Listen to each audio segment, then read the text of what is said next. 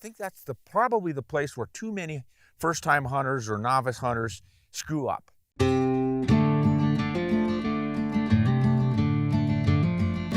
Hey everybody, Ron Spomer with our second half of choosing the perfect hunting rifle for general all-around big game hunting. And I promised that we would come out to the range and look at a bunch of different examples and consider the pros and cons. That's what we're doing now. And as you can see, I'm starting off with one of them I think is a real con, which is the modern sporting rifle, or the AR-15 platform rifle. And I know a lot of folks absolutely love this, but these are my arguments against it. You've probably got your arguments for it, and we'll be happy to hear those. But why I don't particularly like this is I find that it's clumsy. For instance, I like to walk quite a bit when I'm still hunting in woods and even in open country, balanced rifle in my hand like this. I don't always want it slung. I don't always want it in my pack. I want it in my hands comfortably. And there's just no comfortable way. If I grab it on a comfortable grip up front and then it's butt heavy and it wants to fall over. The balance point is right here where there's just not a comfortable grip. So that's kind of a big complaint. The other, that's generally weight. You can find some fairly lightweight ones. This guy's coming in at what, 10 pounds? Almost 10.5 pounds. Now that of course includes a great big right-on scope here, which doesn't help things. I could go with a smaller scope, but still you get the picture. It's not exactly a lightweight rifle. And then strike three is the cartridges that it's chambered for. Obviously we are handicapped by the length of that magazine. 223, that's about 2.26 inches is all you can get in there. Now they've got some pretty nice designs like the 6 ARC cartridge, and you can step up to an AR-10 platform rifle, which is a larger action, and then you can get to the 308 length family of cartridges. That's certainly an option, but then again, your weight's going to go up some more. Unless you really can get a tricked out ultralight version, probably got that weight issue. That might not be a problem for the way you hunt. I like to hunt in the mountains. I'm in the foothills here, but just across there, that mountain goes to almost 10,000 feet. There's one back over the hills there that goes to over 9,000 feet.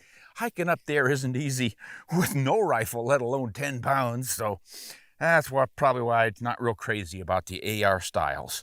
And finally, I don't know, I could get comfortable shooting this way. I've hunted hogs and coyotes and whatnot with these and had some good success, but just doesn't quite feel right to me, and that's just me and my preferences. So now let's go to the bolt action rifle. If you're hunting in woods, a lot of folks just dote on lever action rifles and 30-30. I know it's a great deer cartridge, black bear cartridge. A lot of folks will use them on elk. Obviously, they've been around and done everything. And the selling points for a lever action like this, obviously they're quick. They've got a pretty high capacity magazine. It's a tubular though. You can get 5 rounds in, you get a longer barrel, you can probably get 7. So you've got a lot of firepower that way, but my question is, do you need it? In the old days we did, because we shot a lot of running deer. You just picked them up in the woods and you just jacked rounds through there and took shots you could get, but these days we're a lot more selective. We generally like to pick out an animal, a specific age class of a buck. In a lot of states there's regulations on what you can and can't shoot for age or size of antlers and different things. So we're generally taking our time and looking things over before we start blazing away. And there's not a lot of folks who really work at action shots anymore. We all want to make that perfect one-shot kill. So I don't think there's a huge advantage there. Disadvantage might be the hammer on the outside, external hammers. Not a big problem for me, but you mount a scope up on these and you can see there's just not a lot of room under there to get your thumb in. Now you can get extenders out to the side and that takes care of that little bit of a problem, but it's mostly limited range for me that I wouldn't pick this as an all-round rifle.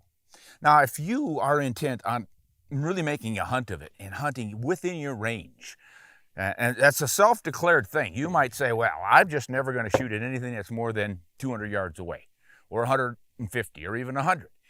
It's your party. And if that's what you like to hunt and how you like to hunt, lever action rifle like that in a 444 Marlin, 44 Rem Mag, 357 even, or the 30-30, the old 32 if you can find it. Just a lot of great options, and it certainly is a fun gun. But the weights aren't all that light either. You know, these things are usually coming in at around 7 to 8 pounds. This is a Mossberg 464 with the scope on. It's just a couple ounces over 8 pounds.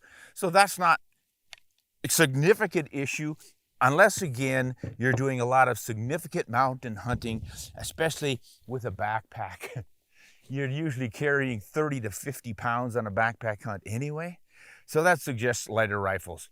Now, arguing for a lever action are the styles that have the vertical stack magazine that can take the sharp bullets, and you can get these in 243, 260, 708, 308. This is a 223. You can get 22 250s. This is a Henry. Browning makes a similar one, and this thing is surprisingly accurate. I have gotten some half-inch groups, even better than half-inch with this thing. It's got a real short barrel, so it's really handy in the woods. Something you might want to consider in a lever action that'll give you a little more reach. I would consider this easily, well, with this kind of accuracy, my goodness, this is a 300-400 yard hunting rifle at any rate, but it's in a 223, so that knocks that one out. But if you got it in a 308, oh boy, be a good option. Now, here's one that's getting quite popular, or something similar to this has gotten quite popular, and that's a fairly heavy rifle with a wide stock on it. These were really hot back in the 90s. They called them Sendero rifles, and they were designed for precision shooting while you were sitting in a stand looking down a runway. Sendero, kind of a runway down in Texas, it was real popular, but back east in the hardwood forest, they've got a lot of cut lines, often high lines going down it, and the deer will step across or walk across that, and a guy wants to be on stand, all set up and ready to click off a clean shot if he's got one down that long line. So it's fairly long range shooting. You're talking pretty long range cartridges, flat shooters, 7 mag, 270 Winchester, 708, 260, 6.5 Creedmoor, anything like that. This is a 6.5 PRC, which would be a good cartridge for that. But again, I don't find this particularly versatile. It's more of a specialty rifle, like some of the others we looked at. I can at least carry it right about there, but it's got this widening of the stock right here that sort of gets in the way. It's just starting to bug me a little bit where that widens out. You know, right? I see it wants to be muzzle heavy there, so if I come forward to get that balance point, I'm kind of halfway on that big flat bottom, and it's a little bit uncomfortable. The flat stock is designed to set on bags for bench shooting precision. And that takes us back to that whole Sendero long range shooting idea where you have a blind and you're just sitting there. So the weight doesn't really matter. I think this thing's coming in at about 9.5 pounds with that scope on it. And that loophole scope is not a huge heavy one. That's only about a 14-ounce scope. But we're at 9.5 pounds. I wouldn't want to take that in the mountains elk hunting. Now, if you're young and tough, like I think I was once upon a time, it might not bother you, but I learned over the years that I can just last a lot longer and go a lot farther if I don't wear myself out carrying a lot of excess weight. Obviously, this is the bolt action. By now, you've probably figured out that that's my preferred rifle, and for the many usual reasons cited, you know, extremely strong, extremely easy to modify to your tastes, bedding the barrels and everything with those stiff stocks. You can change stocks out easily. You can put in different triggers if you think you need to, change that out pretty easily. And these actions are just about indestructible. They're just so strong. They've got a lot of camming action to make sure you get that cartridge in there if there's any debris or mud in the way and you're in a hurry, or if you get a hot load like in the old days in Africa and you had to pound the bolt handle to get it out because you overloaded it, that's kind of a mistake on your part, but things happen. So that takes us to what I consider the traditional bolt action hunting rifle from the middle of the 20th century.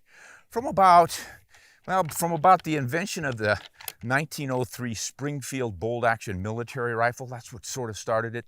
Prior to that, it was the Mauser Model 98 out of Europe. But that's what really put the bolt actions on the map. They were getting incredible precision out of it. They were able to have a pretty high rate of fire in the military by using stripper clips. We sporterized those, especially after World War I. There were a lot of soldiers who came back having worked with bolt action rifles. The Springfield in 1906, of course, was chambered for the 30-06 cartridge, and that became famous for part of the same reasons. And we used those in World War I, and bingo, suddenly hundreds of thousands of GIs were tuned in to the bolt action rifle. So Winchester came up with the Model 70, which was a pretty pretty much a copy, I think, of the Mauser style or the Springfield. They took the best of both of them and came up with what became known eventually as the rifleman's rifle. In the middle of the 20th century, we just all pretty much thought, this has got everything we need in a sporting rifle. Reasonable weight, handles recoil nicely, incredibly strong. It's got the controlled round feed action, so that external spring extractor is going to always be pulling those positively out. Easily stuck with a scope, mount a scope on one of those pretty darn easily, and you get it in a universal cartridge like a 30-06, 280 Remington 270, and you have a slick, fast action. But this is the traditional style, which is pretty heavy. The actions back in those days were designed to be pretty beefy because they didn't have quite the quality of steels I think we have today. And of course, the wooden stocks were always pretty heavy. So this is a custom 24-inch barrel, pretty nice wood stock, but it's still coming in just under 9 pounds, and that's with a scope.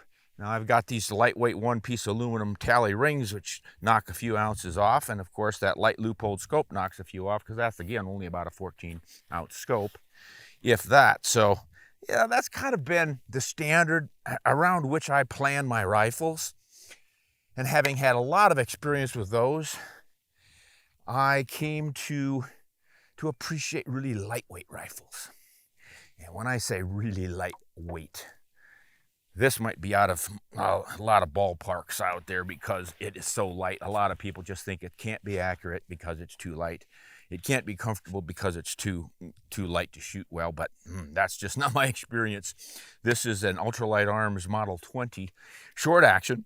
This one happens to be chambered for the 284 Winchester, which I think is just about optimum. You could make an argument for the 708. If you don't hand load, that would be the choice because there's just not many options in 284 ammo. But 284 Winchester has about the powder volume of the 270, and it will drive 140 grain bullet around 2850 to 2900 feet per second.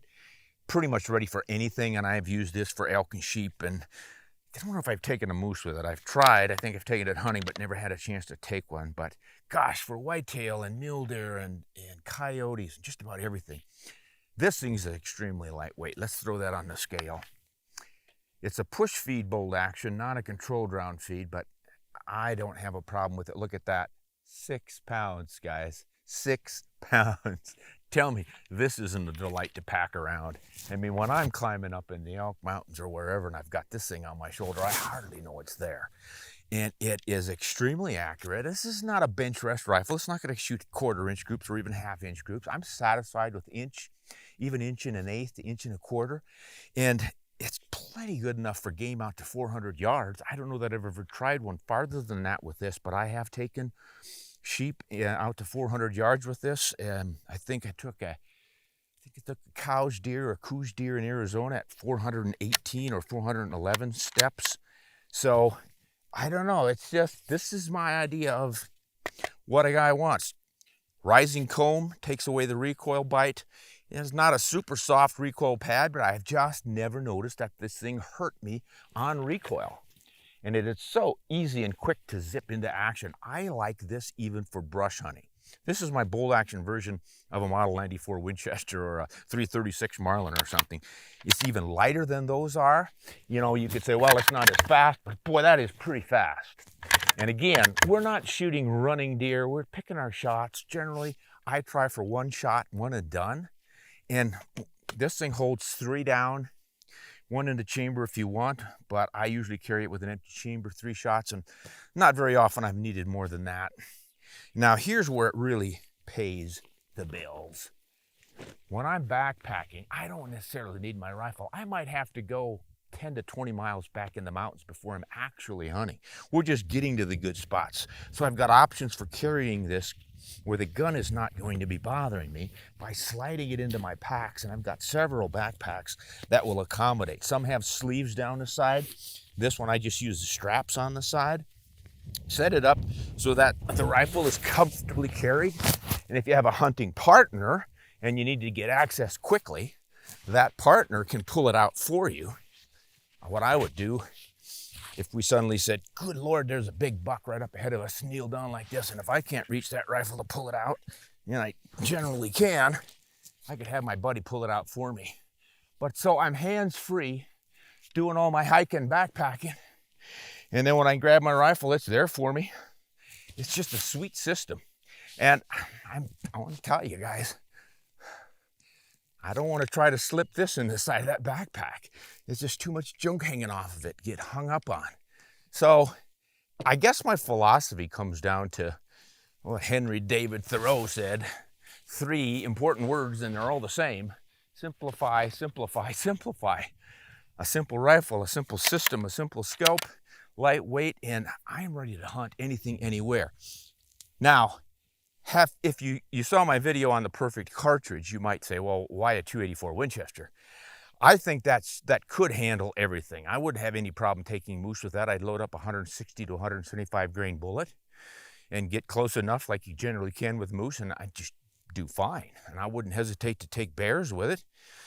You know, it does everything a 280 Remington would do, and that's a little bit more effective than the 270. I hate to say it to you guys, 270 lovers, but it is, because it shoots a little bit heavier bullets. So it's a 30-06 cartridge. Neck down, this is just a fat, short version of it. Powder capacity is the same. So it could do the job, but you could chamber it for the 308 Winchester if you like the 30s, or the 338 Federal.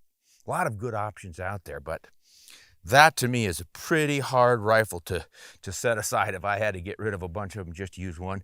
Now, I borrowed about half of these rifles from folks, so let's go to something that's going to be a little more appealing to, I think, the younger folks, which is more of a full-length barrel, carbon fiber stock, just the latest of everything, coated barrel, so you don't have to worry about rust or anything. And this isn't a short action. This is the 6.8 Western, which is sort of the new 270 Winchester.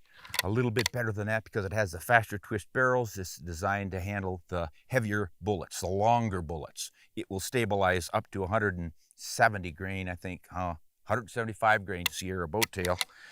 And it is, I gotta admit, a sweet handling, sweet shooting rifle. Shaped a lot in the stock lines like that. Ultralight arms, got a rising comb that always helps. What happens with rising combs is when it recoils back from, like this, instead of rising up to slap you in the cheek, your cheek slides up and away from it. Like that. It seems kind of insignificant, but it really makes a difference for that cheek bite. And with that longer barrel and the threaded end, of course, you got the muzzle brake. I don't like muzzle brakes for how they sound, but I sure do like the way they tame recoil. I'm not particularly recoil sensitive, but if you are, something you want to consider in your rifle. Also, because if you had a threaded muzzle, you can go with a suppressor, which is great for hearing protection, but not so cool to be carrying around because it adds about 6 inches and a little bit more weight. And I think it looks ugly. I don't know. I like aesthetics, but I will throw them over in order to have a more effective rifle that makes me a more effective hunter. Now, something that experienced hunters especially will tumble onto is a single shot. And you will say, wait a minute, there's no firepower at all in a single shot. Well, get back to that one and done. If you're a careful hunter and you wait for the perfect shot, a single shot, it doesn't mean you're out there with only one cartridge. It just means it takes a little bit longer to load the second, third, fourth, fifth. It's not a single shot, it's a single load. So you load it a single time, you close the action, and bang. And man, this little thing is a sweet shooting deal. It's this 257 Weatherby Magnum in this skeety little barrel. That thing will shoot MOA. And it'll deliver some velocity out of that full-length barrel, I'll tell you what. And it's lightweight, even with this fairly significant scope on there. Let's just see what this guy weighs. Look at that, 7¼ pounds. Wow. They really are a sleek, convenient little tool. Nice and slim and easy to carry. Talk about a balance point. Wow. But I think I have a preferred action in single shot over this break action. The braking part is not a problem hunting, but it is shooting off of a bench for doing work. And this is a minor complaint, but you're on the bench, you go bang, and then you want to open it, and bam, how's that going to work on the bench? Not all that easily, but it's a minor issue. When they shoot as accurately as this thing does, wow. This is a Merkel. Forget it. What do they call it? The K1 or the M1 or something. I don't even have it on here anywhere, but you're looking for something different, it's worth looking at. It's a great little rifle. Although I do know a black bear that didn't like it. So here's what I was hinting at. You may have seen this before if you've been watching my videos. This is my favorite style of a single shot. It's a lever action, and they call it a falling block because of the way the breech block drops. A lot of people will call it a drop block action, and it is slick and smooth. You just drop that, drop in around, close it, and you're ready to shoot again. And there are guys who can run these things remarkably quickly. The guy who invented this, more or less, Dakota Arms, Don Allen came up with this back in, gosh, I don't know, early 80s. Beautiful rifle. Sleek design. It's essentially the Farcarzon that's been perfected, or the Ruger 10 without all the screws and stuff externally. It's just very sleek. But as far as hunting, it's sleek, it's light, it's easy to carry. It's quick and handy. You can have a 24-inch barrel, and because the action is so short, there's hardly any length there, so you still end up with a light, shorter. Look at that. I can carry that muzzle down, and I've still got 3-4 inches, and I'm only about 5'10". So just convenient as heck in the woods or out in the open. Obviously, this is designed for open country hunting. Let's see what it weighs. Got a pretty heavy leather sling on it just because it's such a light, trim, easy to handle rifle. I don't mind having a little bit heavier sling on it because that's traditional. Just at 8 pounds scoped up. So this is not what I'm going to be carrying up into the mountains in Alaska in the rain and the snow and the cold and whatnot. Not that the rifle couldn't handle it, but I don't want to ding it up and drag it around in those conditions. And I'm going to go with my lighter weight one with a synthetic and the nitrided barrel, and it's not going to rust. I'm not going to have any problems or issues with that thing. But boy, if you were just hunting in drier climates, staying down in the lower 48, or even hunting in the woods back east, I've taken this back and hunted in woods and just had a great time, even though it's chambered for a round that a lot of folks would say is not ideal for deer, 25-06. Pronghorn, perfect. But mule deer, it's real good too. Right bullet, it's fine for elk. But you don't see that many of them in the woods back east, I wouldn't imagine. But man, if you're taking your time and picking your shots, wow. So those are all the considerations. You've got to, as I've said earlier, you've got to consider where you hunt, how you hunt. Are you going to be backpacking? Are you going to be taking long shots or close range shots? Are you going to limit yourself, or are you just going to try to take everything out to 400 or 500 yards if you can? You know, this day and age with the prices we're looking at and how difficult it is to get tags for some of these species, like a sheep hunt in Alaska for the price they want, I don't know that I'm going to risk it to a short range rifle. Much as I'd like the challenge, it's not like I can go out every fall and take that challenge, and if I fail, no biggie, I'll go again next year. That might be my only hunt. So I'm probably going to want something like that Browning X-Bolt in the 6.8 Western, or this Model 20 Ultralight Arms. Ultralight Arms, by the way, has been changed to new Ultralight Arms. Same man who's making them, just a heck of a gunsmith. He invented this whole deal. So you can still get those, and they're a heck of a rifle. But they're all good, and they all work beautifully for their intended purposes and for what you're willing to put up with or enjoy. And that, I think, really is the final word on the perfect rifle. Is it's got to be perfect for you. Doesn't matter if it's perfect for me. You're the hunter using that rifle. You only go around once in this life. And I always recommend that you try to maximize your experiences, your pleasure. Suck the marrow out of it, I always say. You get out there and enjoy the incredibly wild, free country that we still have. It's disappearing fast. I hate to admit it, but it's true. You know, we don't have nearly the opportunities we had when I was a kid, but in some regards, we actually have more because we've increased the populations of elk significantly, whitetails, turkeys. There's a lot of game animals that are more abundant now than they were back in the 60s, and certainly back in the 1900s. So that's kind of what I recommend on picking your rifle. Obviously, with any of these, you can always go with your coated stocks and barrels and, get waterproofing in all the modern ways. You can scope them or use open sights. There are just so many good options out there. Think about all of it. Think about convenience and carry weight, though. I think that's probably the place where too many first-time hunters or novice hunters screw up. They just get something that's a little too inconvenient to really work well in the woods. Sounds good on paper, works great on the range, even works good in the open country when you're going prone. But the hunting world is a lot different. So be ready for everything and anything. Consider it all before you buy the perfect big game hunting rifle. Hey, I'm Ron Spomer. Thanks for watching. Give us a thumbs up. We'd sure appreciate it. Subscribe to the channel if you could. And we definitely thank our patrons who help us out on Patreon. As I always say, they keep the lights on and the cameras turning and enable us to make these presentations. Until next time, this is Ron Spomer. Hunt honest and shoot straight.